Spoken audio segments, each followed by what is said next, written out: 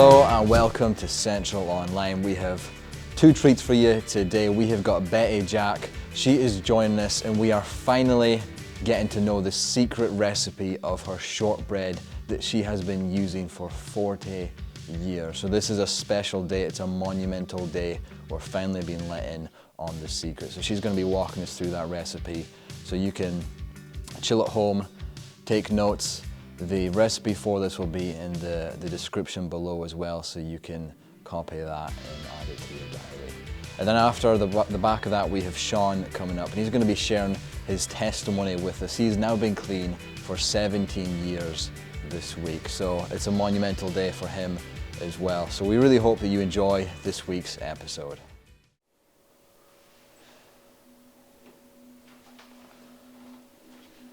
Right, so whenever you're ready to. Okay folks, we're going to make some shortbread today. So I'm just starting with 8 ounces of butter, which has been softened. I'm just going to cut it into little bits and put it into my mixing bowl. And then into that I'm going to add 2 ounces of icing sugar.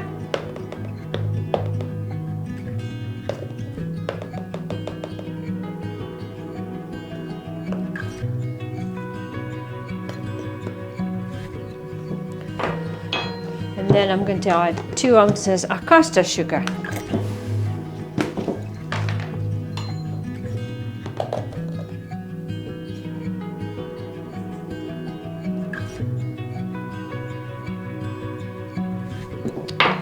Okay, and then I'm going to beat it until it's really white, creamy and fluffy. Now I could easily just make it with margarine, or I could make it with just caster sugar. But the butter really gives you the flavour, and the icing sugar just makes it out more lighter. So I'll just put it into mixer.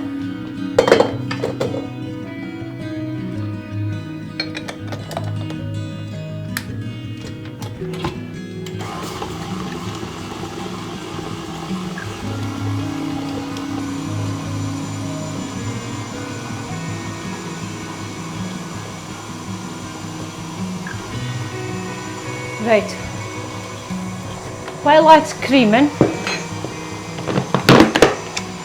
I now mix in 10 ounces of flour,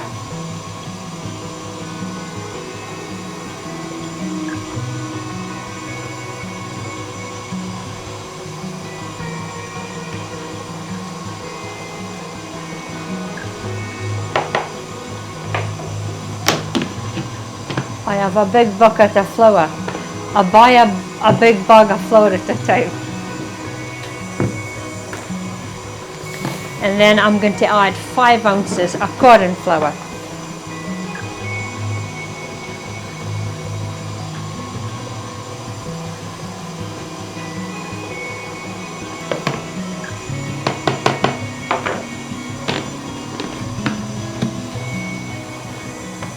Okay.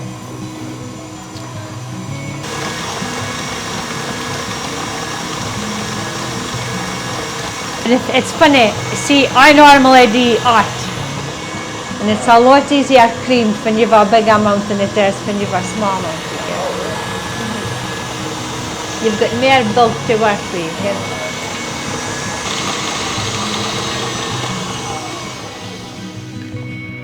Okay, just push it on. You can see it's much lighter now. It's getting a good beat, and it's now ready for the dry ingredients.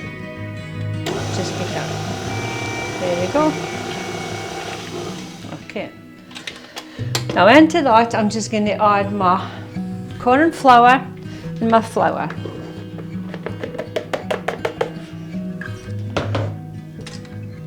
Now I'm going to put a wee tool on about it until it binds in, because it'll skate over all if I don't know.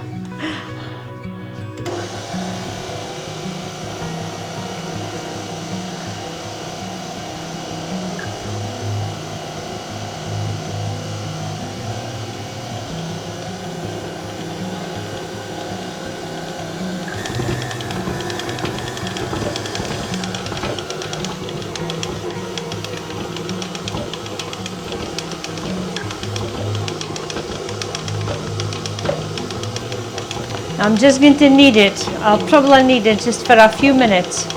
And I just think it makes the shortbread just a bit more crisp. Okay, folk, I think that's okay now.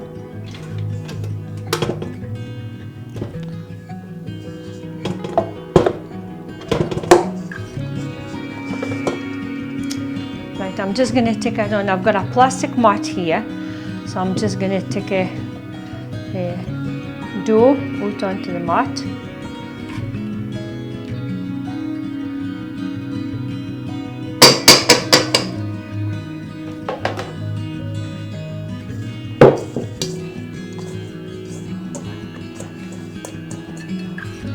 A small lump of shortbread dough. Now I'm going to divide it into, maybe divide it into 3, but not be 2 big bits. Okay? And what I do then is I just roll it together. We need to put a little, I'll put on corn flour.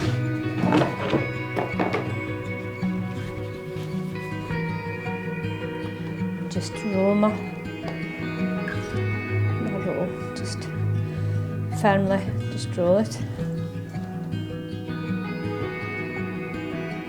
Okay, that's big enough, small enough. And after I do that, I take cling film.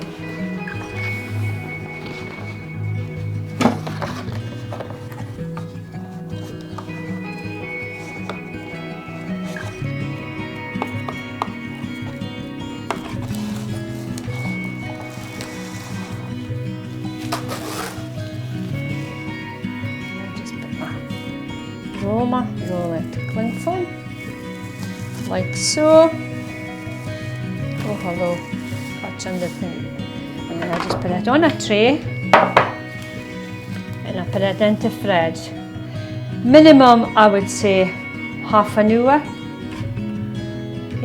Could even leave it 24 hours if you want to. So that is it, and I just continue on. Do the next roll.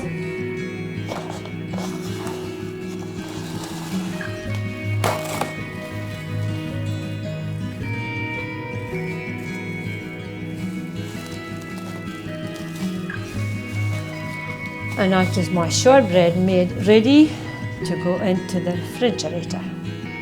Okay, now I've taken one out of the fridge, which I'm going to unwrap and put it on here. Then I'm going to get a tray, and I always line my trays with greaseproof paper because it's so much easier.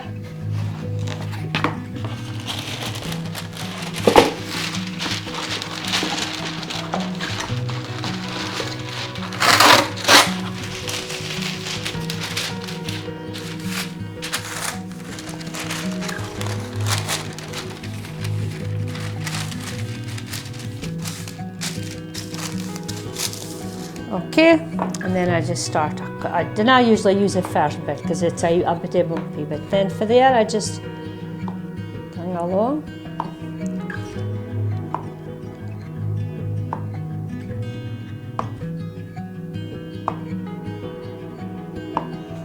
And I just put them onto my tray.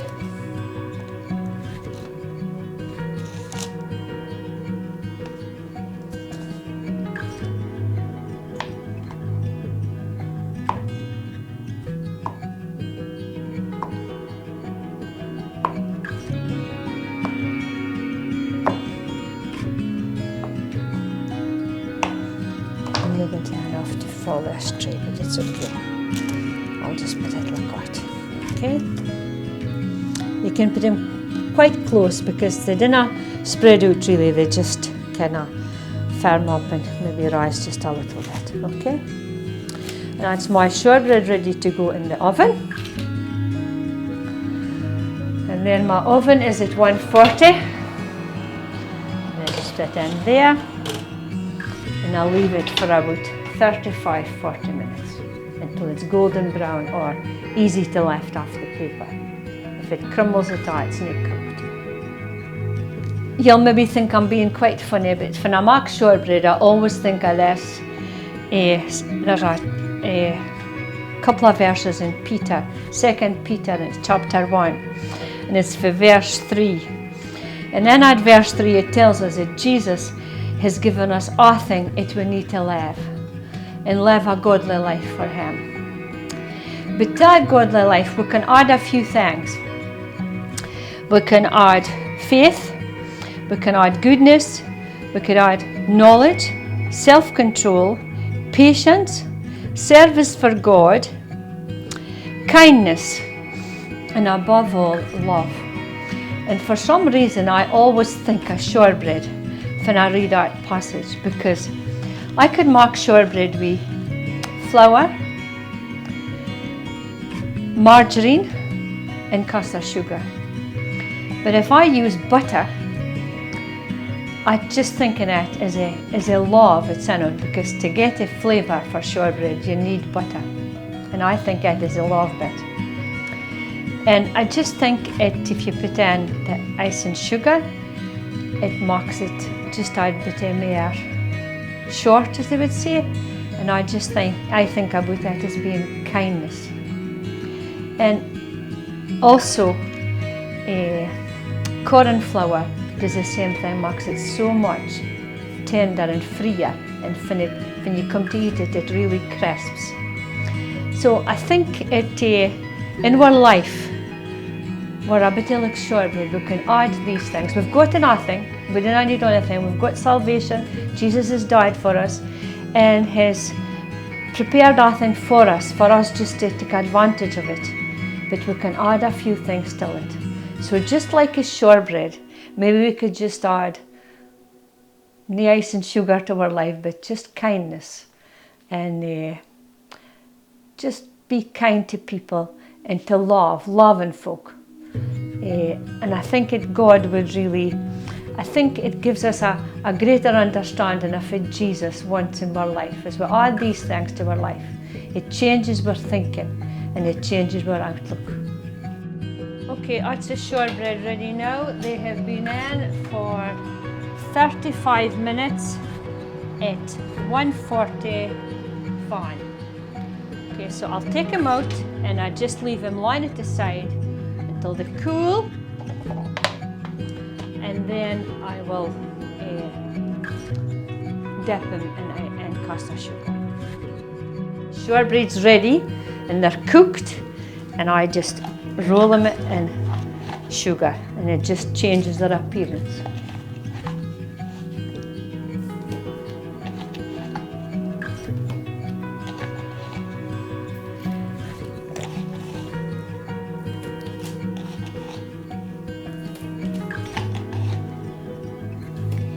Okay, and here we are.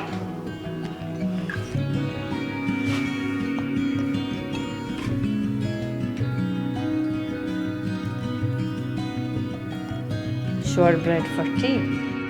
Okay folks, that's my finished article. Why not try and make shortbread in your own home with your family, and I'm sure they'll enjoy it.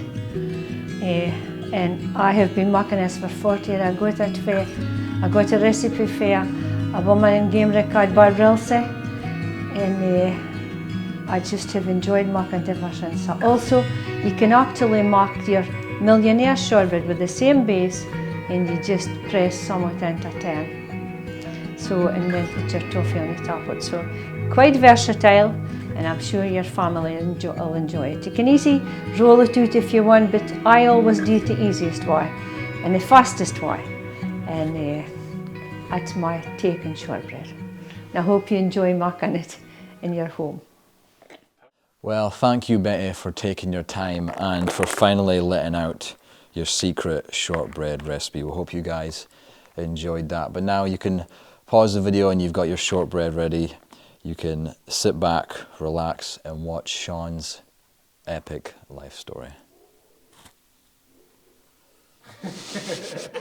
What's been significant about this past week? Well, this week, this is Friday now, so yesterday, Thursday, the 28th of April, that marked 17 years to the day that I went into Teen Challenge, Shortbread, which is a Christian rehab. I woke up in the morning of the 28th of April 2005 in HMP Craiginches in Aberdeen, having been on remand for 3.5 weeks, and then after going to court, I got picked up from the court and went straight to Shortbread. So I started my morning in prison and then ended my evening in a bed in a rehab, and haven't really looked back since then. So yesterday marked quite a significant day of the year for me. So where does the story start? I suppose the story leading to going into rehab would have started back, way back. I was 11 just when I first smoked cannabis. My best friend was considerably older than me. He was leaving secondary school just as I was getting ready to go into secondary school. So he'd a job, he was making money, he was doing it. And although he'd heard that like drugs aren't good for you and this, that and the next thing, me being me thought I knew best and thought I'd be okay. So why not give it a go? And I mean, initially it was every now and again, but as time went on, it got to the point where I was still in secondary school, but I was getting stoned every day, taking LSD, speed, stuff like that, going out to the only nightclub there was in the Broch at the time at like the age of 13 and managing to get in without getting ID'd and stuff, just because I was with people that were older, and this was a very kind of steep downward spiral for me as the years progressed. Is that enough for starting the story? So you said you smoked cannabis then, so I'm presuming things then spiralled down even worse. Yeah, I mean, by the time, I'm not saying this to kind of boast or brag or anything, but by the time I was doing my exams at the end of secondary school, I did some of my exams whilst I was on LSD, which, looking back now, is just insanity to think the things that I was doing at such a young age. It's like I look at my son Alistair now and I just think, oh, you're just a kid, but then I think of the things I was doing at that age and it's just madness, really. But then once I got left school, initially, because I did quite good at school, I got good grades, so I was planning on staying on and doing a 5th year and a 6th year. I started doing 5 hires, but then about 3 weeks into the start of my 5th year after the summer holidays, I'd got asked to either get my leavers form signed or get expelled, because I'd only been in 3 days out of the 3 weeks, because I'd gotten a job over the summer and I got used to having money in my pocket to buy drugs, to buy drink, and so rather than going to school I was just drinking and getting high basically, and then started working full time after I left school, and so that was a constant supply of money, and I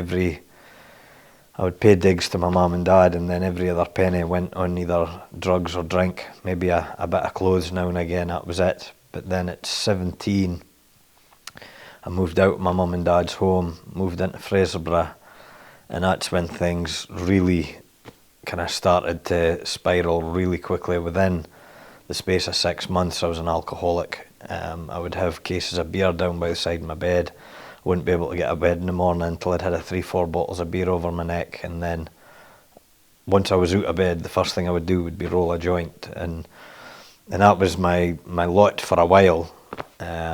I was quite content just drinking and getting stoned, but not doing my body any good at the same time. I'd tried heroin before that at the age of 16, but it just made me violently sick and I swore I'd never touch it again. But then at 18 I started going out with a girl who had been smoking heroin, and I made the choice to take it, so I'm not blaming her for my choices, but for the first couple of weeks when I was going out with her, she just kept asking me, you sure you don't want, you sure you don't want, you sure? And so I ended up just taking it again just to shut her up and get a bit of peace, if I'm being honest. But then I tried it again, I enjoyed it, and before I knew it, I wasn't drinking all the time now, but I was waking up in the morning craving heroin and needing heroin in order to be able to function and not feel sick. Wow, so that's the age of 18. Mm-hmm. Yeah. And that carried on for, well, what would I have been? Would have been just coming up for 26 when I went into Shortbread, so an 8-year period, say. And during that time, I was your kind of stereotypical drug addict. I would steal, I would rob, I would thieve, I would rip people off, I would shoplift, I would break into places. Just pretty much anything I needed to do in order to get money to feed my habit, I would do, to the point that my family washed their hands with me because I'd stolen from them so many times, told so many lies, caused so much hurt.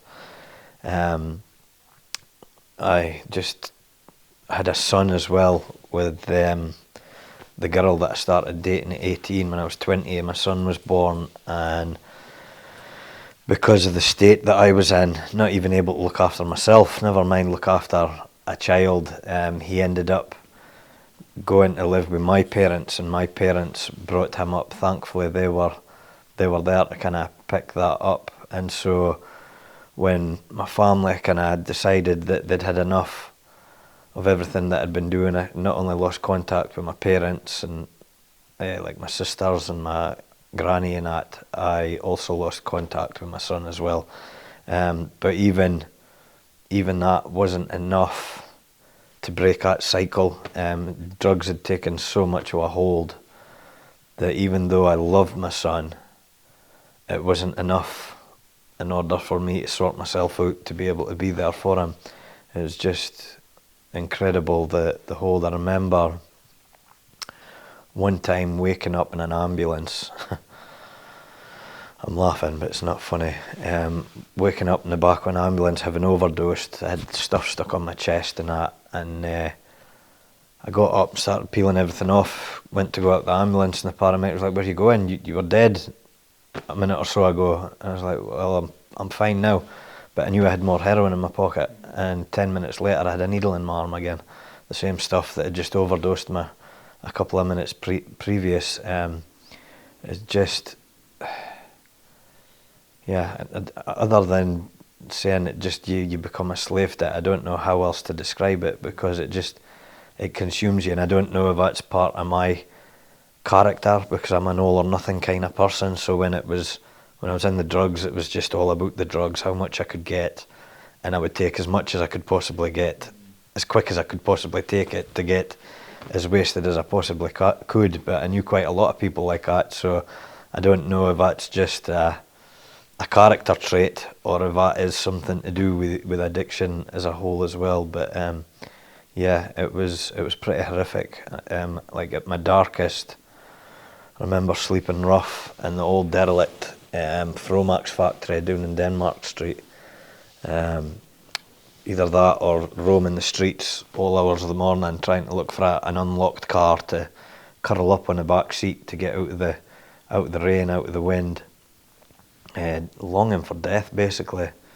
Every time I would put it into my arm, I would kind of hope that the drugs would be particularly potent and it would push me over the edge. But then I would come to and I'd be like, oh, for goodness sake, got to go through all that again, getting money and then scoring, and so things got really, really bad, really desperate. Family had washed their hands of me. My health was gone. I used to wake up having collapsed in the street and started fitting, wake up in the hospital not knowing what had happened. It wasn't a life, it was an existence, and for a lot of years I believed that was just going to be it. I bought into the lie, once a junkie, always a junkie. I don't use that term lightly, but once an addict, always an addict. I'd bought into that. I just believed that was going to be my life, until the day that I did actually either get murdered because I'd crossed the wrong people, or overdose and be found lying dead somewhere. So what was it then that broke that cycle? Well, excuse me. One I can't remember, it was morning or afternoon. I was headed down into the Broadgate of Woolies to go shoplifting to get money to score, and it was actually Paul Innes, or Dolly as he's affectionately known, was stood outside the Solid Rock Cafe with another guy, and I started chatting to him, and he's like, oh, come in and get a heat, get a cup of coffee, get a warm up. And I remember saying to him, it's a Christian place, isn't it? They're all mad, there's no way I'm going in there.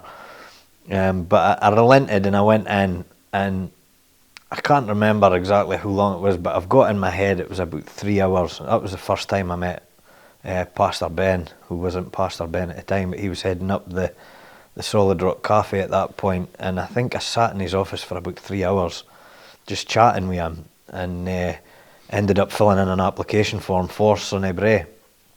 And so at that point the procedure was that you filled in your application form, sent it away, and then I got a letter out telling me to start phoning in every day. So the letter came, because by this point I'd gotten a flat again. I wasn't homeless anymore, but I was still there was that many people after me for money that I owed them, and this, that and the next thing. I'd be dodging from this place to that place, and my door had been put in by the police, so it was just held together with a padlock. Windows in the flat and that were all boarded up, so although I hid somewhere, it wasn't particularly homely or comfortable.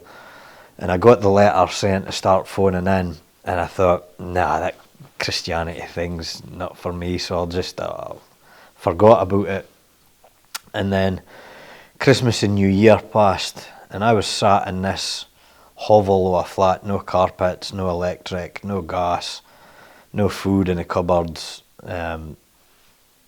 windows all boarded up.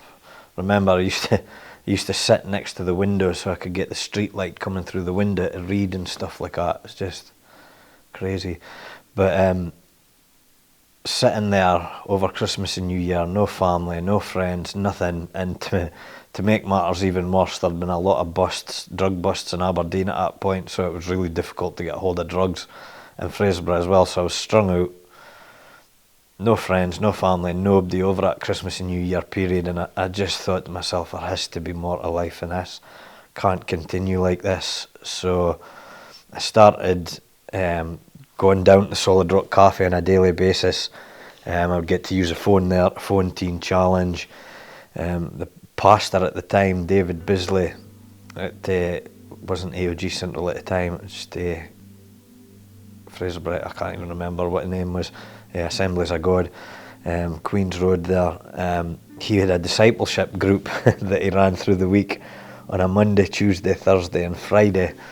And there was myself, there was Dolly and a few others. It was certainly an interesting discipleship group, but if you showed up on Monday, Tuesday and Thursday, he took you for your breakfast on Friday out to Tesco, so that was probably the only proper meal you ate most weeks, so you made sure you were there, but it was more than just that as well. I started kind of asking questions and attending the prayer meetings, going to Sunday services, because I knew a lot of people that had tried Teen Challenge or other Christian rehabs in the past, and you would hear that they'd gotten away, and then a couple of weeks later you'd bump into them at a dealer's door or something and be like, oh, thought you got out, what you doing back? And they're like, they're always shoving the Bible down your throat, they're always trying to put Jesus on your back. And so, having grown up with no kind of Christian background, I knew some of the stories from stuff that we were told in primary school, but I wanted to get my head round what Christianity was all about so that I couldn't play that card, because I thought, I've tried everything else. I'd tried methadone, I'd tried painkillers to wean myself off, I'd tried going cold turkey. The only thing I hadn't tried was rehab, and I thought, if I'm going to do this, I'm going to do it once and do it right. Because like I said, I was in my mid-20s, and I saw guys in like their mid-30s to late 30s still in the same position I was in, and just I thought, it's time to grow up. I can't be doing this in 10 years' time. Need to get a grip. And so, like I say, started attending church and that, just trying to get my head around Christianity. somebody gave me a Bible. I can't even remember who it was that gave me the Bible, but somebody gave me a Bible and told me to start reading the Gospels. So I did.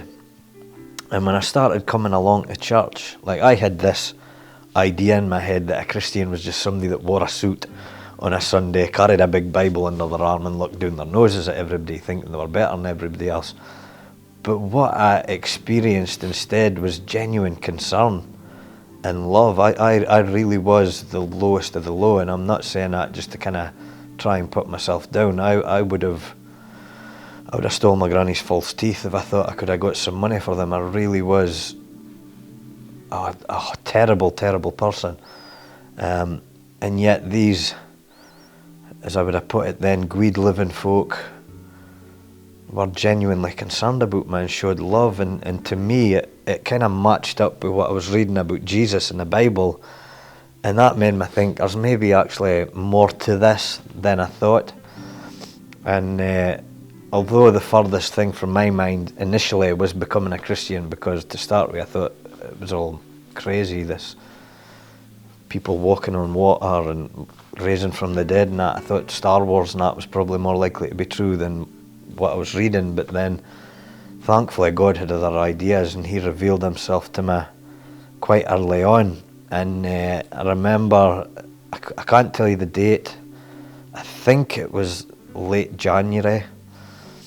I was in an associate's flat, little bedsit kind of thing, beside Paddy Sudd's laundrette up that street, and I was withdrawing from heroin, from crack cocaine, from prescription pills, not knowing if I was going to be sick or if I needed to run to the toilet for other reasons, and not able to sleep. And I cried out in desperation, perched on the end of the seat, and I said, God, I'm sorry, I know you're real, I've been wrong all these years and I need your help.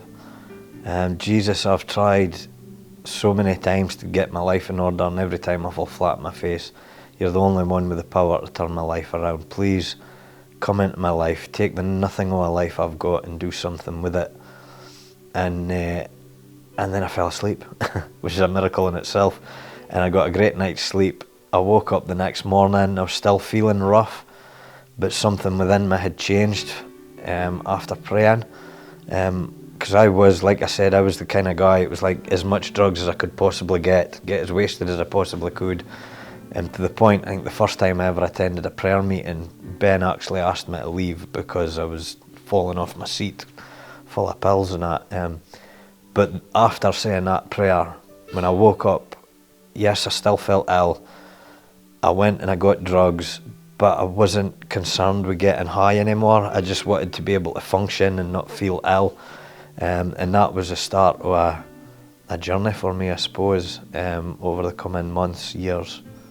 So that was what led to it, and that was the kind of turning point for me, was when I finally acknowledged Jesus and asked him for his help to take the nothing that I had and do something with it. He started to turn things around. Mm-hmm. Fantastic. So then you went into Sunny Bray. Yeah, well, I actually I'd been phoning in for months because there was no empty beds coming available, and it was on the 4th of April I got lifted. I went to the 24-hour garage and I saw the police van there, and I thought, no, I'm okay, there's no outstanding warrants, I'm fine. So I went along and I saw them on the radio and I thought, oh no. And then sure enough, they approached me. I had outstanding warrants, so I got lifted, spent the night in the cells, and then I went to court the following morning. So it was like a Sunday night, it was the early hours of Monday morning. I got lifted and went to court on the Monday, and I got remanded for 3.5 weeks to get background reports done. So I went from like being at the Solid Rock Cafe every day, attending church, going to these discipleship group things through the week, to just dropping off the face of the planet because I ended up in jail, and I was on remand. I had no money on me, so I couldn't get a phone card or anything like that. So it was just like dropped off the face of the planet. I think people thought I was dead at one point, and then Ben found out that I was in prison. He came in to see me, I think a couple of weeks in, But then the day before I was due up in court, Gordon Cruden came in to see me, and he says, we've got a bed for you if you want it. And I'll be honest, I tried to blag an extra day. In my head I was like, I've got money sitting in my bank, I can go out, have one last hurrah, and then I'll sort myself out. But Gordon's, he's no daft, he knew exactly what was going on. He was like, no, we've got a bed for you, if you want it, I'll pick you up from court. And so that's what happened. I woke up, as I said, in the morning at HMP, Craig Inches in Aberdeen, went to court in the back of a Reliance van, and then went up to Sunnybray in Gordon's car, and haven't looked back since then. I went in there because during my time in prison on remand, I did a drug reduction program, so I wasn't withdrawing from drugs anymore, but I knew there was stuff that still needed sorting out, and I'd made that commitment. I'd asked Jesus into my life, I'd kind of handed it over to him, I'd declared him as Lord, and being honest, that was the only thing I actually had in my life, because my family had washed their hands with me. I had no kind of hopes or aspirations for the future, because I'd put on a bit of weight whilst I was in prison, but I was down to like 7.5 stone. And that was probably whilst I was soaking wet with clothes on. But I'd made this decision and commitment that I was going to live my life for Jesus now, so I went in with the mindset of, I'm going to use this year to learn what it means to live my life as a Christian, and rather than focusing on all the guidelines and the standards that Teen Challenge have, I just focused on getting to know God more. And it wasn't easy going through Teen Challenge, but it seemed to be a lot easier than what a lot of other people went through, as they focused on the standards and the kind of the things that Teen Challenge kind of ask you to do. It kind of, they got a lot more frustrated with the process than I seemed to when I just focused on God. And it kind of, I was just speaking about this last night on life groups. The verse Matthew 6:33 always comes to mind. It's one of my life verses. You know, if you seek first the kingdom of God and His righteousness, all these other things will be added to you. Because it took me from like the age of 11 to nearly being 26, so like 15 years to totally destroy my life and ruin everything. And then in the space of that 1 year that I was in Teen Challenge, because I'd focused on God and allowed Him to have His way, He restored everything and more. It's like that verse in Joel, and I quoted this at my baptism because I got baptised whilst I was on the programme in June of 2005. I got baptised in at AOG in Fraserburgh, and it's I will restore to you the years the locusts have eaten. And that really resonated with me because of what God was doing. He restored my health, He was restoring my relationships with my family, restoring hope within me. God just restored whatever damage had been done to my mind. Like before going in, like my memory's still not great. It's probably the only ill effect of my past that I've got. But compared to what it was, like I couldn't read a newspaper article before going in, because I would get to like halfway through and I'd have forgotten what the headline was. I'd have to go back and my mind was just shot. But then during my time in Teen Challenge, you memorise scripture and stuff like that, and like began to retain things and really enjoyed the stuff that we was learning, looking at the Bible and that, and kind of felt the call to move on and go to Bible college and study more. And so as my time at Teen Challenge kind of came to an end, I'd applied for Bible college, and after finishing the programme I came back to Fraserburgh for about 5 months, I think.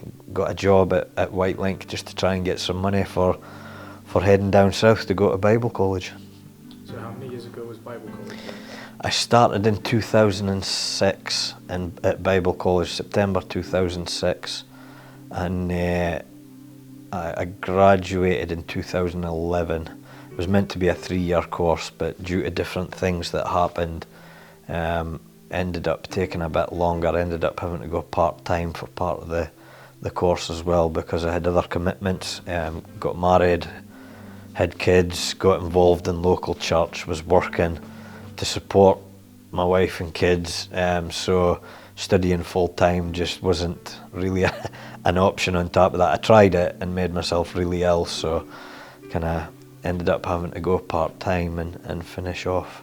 But it sounds like in that short space of time, God restored. Oh, phenomenal. I mean, the fact that I was able to go on and do a degree and actually finish and graduate with a decent grade is miraculous, when you think I couldn't even read a newspaper article without forgetting what I was reading. Just the amazing miracle working restorative power of God when you allow him. And that's the thing about God, he's a gentleman. He won't force anything upon you, but when you're willing to kind of step out of the way with your own agenda and allow God to have his way and do something in you and through you, it's amazing what he can do. Just fast forwarding to now then. Okay. A lot's happened. Oh yeah, definitely. Well, now part of the team here at Invercairn was kind of leading the church here through the pandemic, and a little bit before that as well.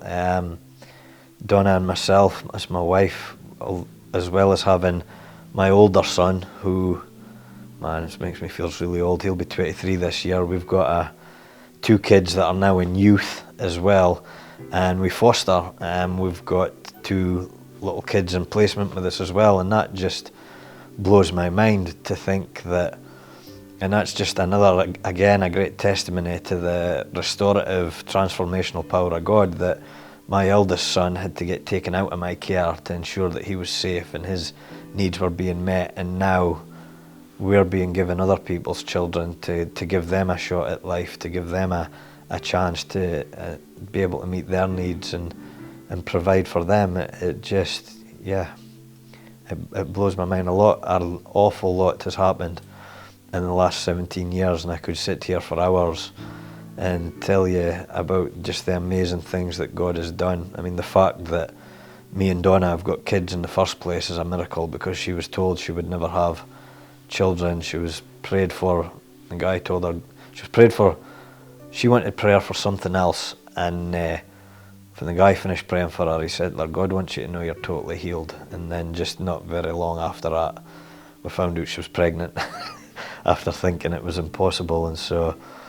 God has just been so good and so faithful. And when I think back to that prayer that I said that night, take the nothing of all life I've got and do something with it, he's definitely answered that prayer and been faithful to that over the years. When I think, and I'm not saying this to be like, oh, look at me and how great I am, but like, I've been on mission trips abroad and seen people healed through God's miraculous power. I've preached in different countries, been involved in youth and stuff like that, worked back at Teen Challenge for a while, and just had the privilege leading people in this adventure that is a life with God, and all because I just surrendered to him. Because, I mean, if I was doing it in my own strength, look where that got me. I was sleeping rough and had to go into rehab. But then once I finally surrendered to God, and it's a continual thing, you know, I made a lot of bad choices